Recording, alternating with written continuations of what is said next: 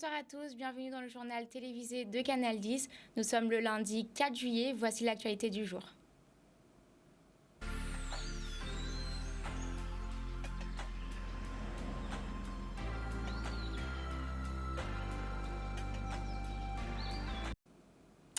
Dernier adieu, le champion de jet ski Eric Francis est malheureusement décédé le week-end dernier lors de la MGRS à Marie-Galante. Il s'agirait d'une mort accidentelle.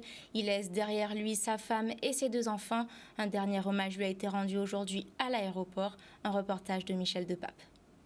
Ce qui était le plus important après l'accident qui a eu lieu samedi 25, il fallait rapatrier le corps d'Eric Francis le plus rapidement possible chez lui, aux États-Unis, en Floride.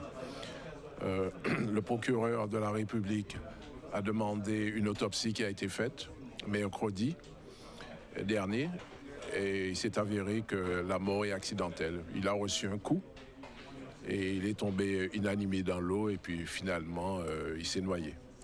Donc aujourd'hui, nous rapatrions le corps à travers une compagnie qui va l'emmener directement à Paris. Paris, il va changer d'aéroport, il ira à Charles de Gaulle et le 6, il va rentrer aux États-Unis. On est venu au recueillement de notre ami Eric Francis qui est parti durant la dernière étape de la MG Race. Et il part avec... J'ai même pas les mots, vous savez, parce que moi, j'ai même pas eu le courage d'aller voir le cercueil parce que j'ai que des bons souvenirs avec ce monsieur. C'est un gars vivant, chaleureux avec sa famille, sa femme et tout. Il a rencontré sa femme en Guadeloupe à la Caroujet et là il part à la MGRS en Guadeloupe. C'est un choc pour moi parce que de voir qu'il a rencontré sa famille, qu'il a fondé sa famille de Guadeloupe et qu'il repart encore, c'est un choc. Après, meurs où tu dois, comme on dit, c'est chaud, c'est chaud. Je me dis que j'aurais pu être à sa place aussi. Tout le monde aurait pu passer à sa place. Aujourd'hui, c'est son jour. On respecte ça et il est dans notre cœur. On ne pourra jamais oublier ce champion-là, en fait. C'est un gars qui était vivant et toujours souriant. Je me souviens, avant la dernière course, il m'a demandé un truc. Ça s'appelle une branlette. C'est pour de l'essence. Je me souviens, on a rigolé de ça parce que j'ai fait un geste. Tout le monde connaît ce geste. Et on a tous rigolé. Et après, c'est ce souvenir que j'ai de lui. Et je vois que je rentre à la deuxième étape avant lui. C'est un peu bizarre. Mais bon, parce qu'il a une machine plus forte que moi. Et jusqu'à maintenant, j'arrive pas à réaliser. C'est un très bon pilote et il restera dans mon cœur. Parlons politique maintenant. La liste du nouveau gouvernement est tombée. En ce qui concerne les Outre-mer, c'est l'ancien préfet Jean-François Carenco qui devient le ministre délégué auprès de Gérald Darmanin. En effet, nouveauté, le ministère des Outre-mer est mis sous la tutelle du ministère de l'Intérieur. Plusieurs élus de Guadeloupe dénoncent un mépris envers nos territoires suite à cette décision. Un siècle d'existence, Rosita a fêté ses 100 ans à Pointe-Noire avec sa famille et ses proches. Un beau moment de partage et de joie. On souhaite un joyeux anniversaire à Rosette et on souffle les 100 bougies avec Olivier Moradel.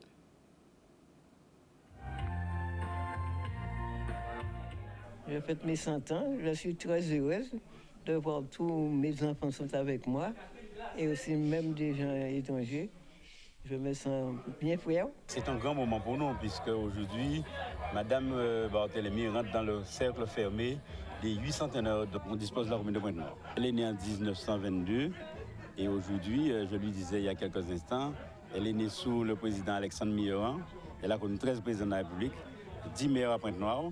Elle a connu toutes les époques difficiles, dont la période de temps serein. Et aujourd'hui, ne voilà-t-il pas qu'elle vit à l'ère du numérique. En plus, c'est une dame qui est merveilleuse, c'est formidable parce qu'elle a toute sa tête, elle analyse bien, elle n'a pas de trou de mémoire. Mais je pense que si Dieu lui prête la vie, elle pourra aller beaucoup plus loin que ça. J'ai élevé 9 enfants et tous mes 9 enfants sont dans mes environs. Ils sont tous après moi, avec moi. Ils font tout ce que je peux dire et je suis fière d'eux. Je suis très, très fière d'elle. Je suis contente. C'est une femme qui a été très, très, très dure. Très dure, très gentille en même temps. Et maman était une femme exceptionnelle. Exceptionnelle pour ses enfants. Si je vous le dis exceptionnelle, c'est que ça me sort droit dans le cœur parce qu'elle a tellement fait pour ses 9 enfants que ça n'a pas de nom. Ça n'a pas de nom. Elle a été vraiment trop, trop, trop gentille avec nous, jusqu'à présent d'ailleurs. Très fière de ma grand-mère. Aujourd'hui, autour d'elle, elle a la chance d'avoir ses 9 enfants, ses petits-enfants et puis ses arrière-petits-enfants. Donc aujourd'hui, on a tenu quand même à marquer le coup et vraiment, c'est une grosse fierté, vraiment. C'est vraiment les quelques mots que j'aurais envie de partager avec vous. Et puis vraiment, faire partir des centenaires de la Guadeloupe, c'est quelque chose d'extraordinaire et d'exceptionnel. Donc on t'embrasse, mamie, très fort et on t'aime.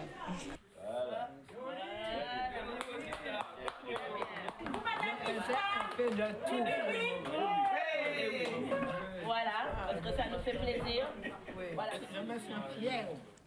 Et si on changeait de moyen de transport, samedi a eu lieu l'inauguration de Carré Vélo à Pointe-à-Pitre, un projet qui permet la mise en place de vélos électriques à libre service, une manière de réduire la dépense énergétique, faire du bien à sa santé, mais aussi apaiser la circulation automobile. Direction Bergevin avec Vianney Valverde. On est dans le quartier Bergevin à Pointe-à-Pitre et c'est l'inauguration de l'opération Carré Vélo, qui est une opération de vélo à assistance électrique en libre service qui est portée par le SMT, le syndicat mixte des transports. C'est un projet en fait qui nous tient à cœur parce que c'est un projet qui fait la promotion du vélo en ville. Le vélo, c'est bien sûr une manière de réduire la dépense énergétique, de réduire les émissions de gaz à effet de serre.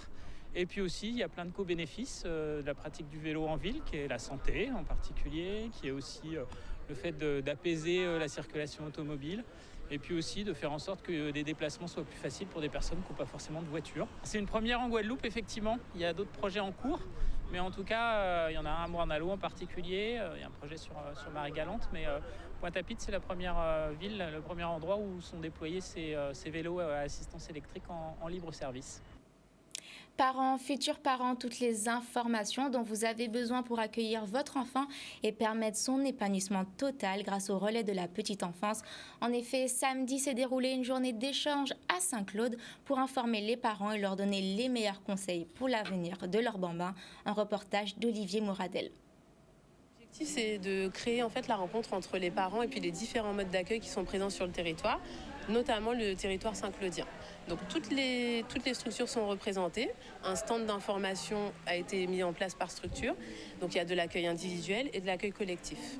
Nous, nos missions, c'est vraiment de mettre en place un petit peu, d'orienter les familles et de les informer sur les différents modes d'accueil qu'il y a sur le territoire.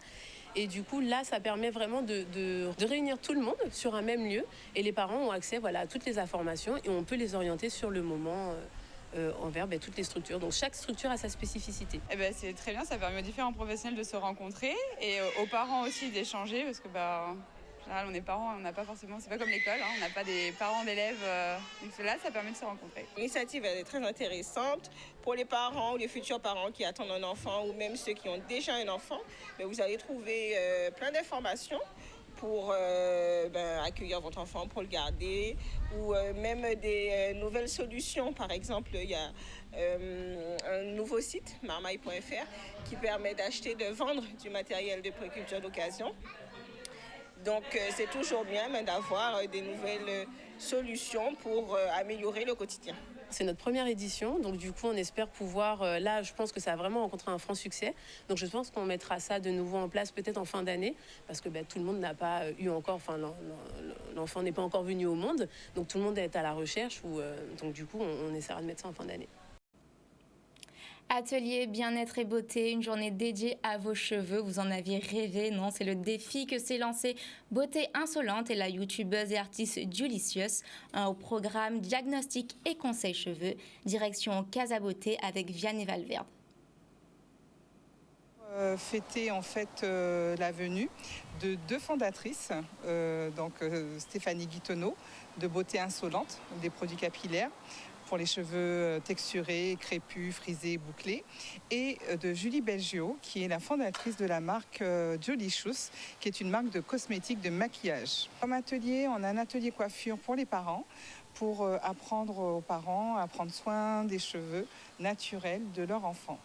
Et pour le maquillage, donc ce sont des sessions d'automaquillage flash pour apprendre à utiliser une palette de fard à paupières. C'était important de pouvoir montrer les bons gestes à avoir quand on fait le coiffage auprès des enfants. Parce que je sais que les mamans, souvent, elles me disent « Ah, moi, je fais ça comme ci, comme ça ». Et moi, je voulais vraiment leur montrer qu'avant, déjà, de base, de toucher le cheveu d'un enfant, au final, quel que soit le cheveu, hein, c'est de dire qu'un cheveu doit être touché, il doit être humidifié, donc hydraté. En plus des ateliers, aujourd'hui, je vais faire des diagnostics capillaires. Pourquoi je fais des diagnostics capillaires? C'est que je veux pouvoir montrer aux clientes comment moi, je prends le temps de formuler mes produits à travers des besoins que je rencontre auprès des clientes qu'on voit. Depuis ce matin, elles sont vraiment très contentes, surtout qu'elles viennent souvent en se disant « Non mais moi je ne me maquille pas parce que soit c'est long, j'ai pas le temps de faire toutes les étapes ou alors j'ai pas envie de me transformer et de pas être moi ». Et je leur montre en 5 minutes que juste avec le bon geste, voilà, telle couleur, tu peux faire ça. Si tu as le pinceau, tu fais ça et ça prend pas plus de temps et c'est pas contraignant, c'est pas forcément que pour le soir et elles se rendent compte que même pour aller travailler, et pour envie, elles peuvent faire ce qu'elles ont envie. C'est ça qui est important. On ne va pas parler de Kylian Mbappé, mais presque. En effet, ce week-end, c'était la grande finale de la Coupe Vive en Martinique. Fin du match, les Mouliens s'imposent pour une 3e fois face au club de Lamentin. Une grande fierté pour le football guadeloupéen. On ramène la coupe à la maison avec Maxime Morel. C'était partagé, on savait qu'on allait être en difficulté sur certaines choses, donc on a tout préparé en conséquence pour pallier à nos manquements. Je crois qu'on a été très très solide parce que notre gardien a fait aussi une belle partie. Et puis quand c'est comme ça, il faut tenir jusqu'au bout, c'est ce qu'on a su. Et puis à un moment, le but arrive, le deuxième arrive. Voilà quoi. On a encaissé après 4 minutes, on aurait pu se décourager, mais on est resté dans le match, on est revenu. Avant la mi-temps, on a été gagné en prolongation. Félicitations à toute l'équipe, félicitations au club et puis c'est une fierté en tout cas. C'est vraiment un exploit parce que d'une part, on sait depuis quand le CSM n'a pas joué. Déjà, quand ils ont gagné déjà la demi-finale, c'était déjà un exploit. Et je crois que ce soir, on n'a pas vu le CSM des grands joueurs footballistiquement, mais on a vu un CSM qui a joué sur ses valeurs, qui est l'unité, l'esprit d'équipe. Et je crois que c'est ça aussi qui est la force d'une équipe. On avait à cœur de le gagner parce que notre saison, on ne voulait pas qu'elle reste blanche. Ce n'est pas notre habitude. En tout cas, j'ai été dans les meilleures conditions de ce tournoi. J'ai pu le montrer sur le terrain. Mes camarades ont été super aussi. On a la victoire au bout, donc franchement, c'est ma 3e et je pense que celle-là, c'est vraiment la plus belle parce qu'on ne nous attendait pas du tout et on est là en fait. On est toujours là, comme on dit. Et si on limitait notre consommation de viande, VG Créole, le premier salon vegan et végétal, a pris place ce dimanche à Petit-Bourg. L'occasion de valoriser les acteurs locaux et la richesse de nos ressources naturelles. Au programme des conférences, des dégustations et la mise en avant de superbes artisans locaux. Une petite pensée spéciale pour la chef Camille Corbin, tropical traiteur, qui nous a fait rêver avec ses plats hors du commun. Mangeons local avec Vianney Valverde.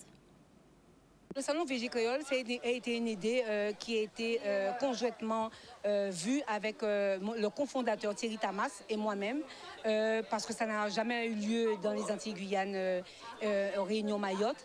Et Thierry, qui est un chef pâtissier vegan, a toujours voulu mettre en avant le terroir et les ressources naturelles du terroir en Guadeloupe. Nous 400 000 personnes en Guadeloupe, c'est ça qui est important.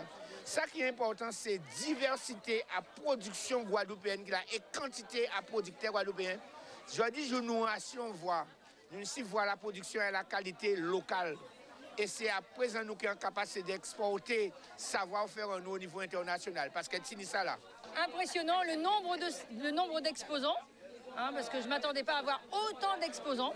Voilà, c'est impressionnant de voir tous ces gens qui fabriquent plein de choses, véganes, locales, 100% naturelles. Vraiment, c'est génial. Le public a répondu présent en famille, entre amis. Et il y a énormément d'ateliers et de conférences liées aux produits naturels des ressources de la Guadeloupe. Donc tous nos acteurs locaux sont sur place pour pouvoir mettre en avant nos ressources du territoire, que ce soit pour les bébés, que ce soit pour les adultes, que ce soit pour tout âge et dans tous les domaines, dans tous les produits. Donc vous allez avoir des produits ménagers, vous allez avoir de l'alimentation et vous allez avoir des produits pour bébés et vous allez avoir énormément de conférences, donc 15 conférences durant toute la journée de 15 minutes et des différents ateliers pour vous montrer comment rehausser l'éclat des produits naturels du pays. Donc nous sommes très heureux parce qu'il fait très beau et que le public a répondu présent, en famille, entre amis, ici, lors de la première édition du Salon VG Créole. C'était le journal télévisé sur Canal 10. Merci à nos équipes, merci à la chef rédactrice pour l'élaboration du journal et on se retrouve très bientôt. Bonne soirée.